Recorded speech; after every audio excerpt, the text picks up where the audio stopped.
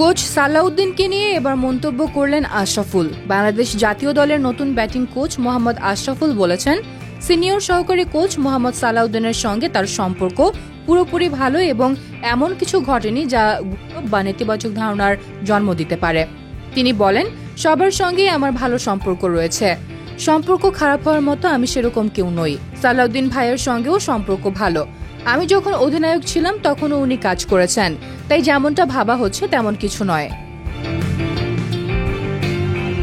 সালাউদ্দিন চুক্তির মেয়াদ বাকি থাকা সত্ত্বেও ব্যক্তিগত কারণে পদত্যাগপত্র জমা দিয়েছেন।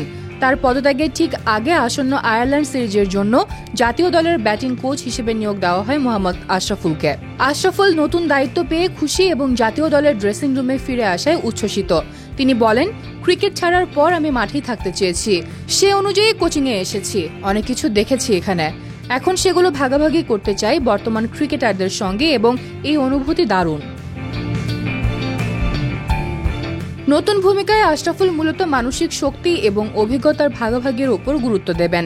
তিনি জানান কিভাবে সফল হয়েছি এবং কি কারণে হতে পারেনি, এসব নেপথ্য কারণ ভাগাভাগি করার চেষ্টা করব। এই খেলায় কৌশলগত দিকের চেয়ে মানসিকভাবে বেশি শক্তিশালী হতে হবে।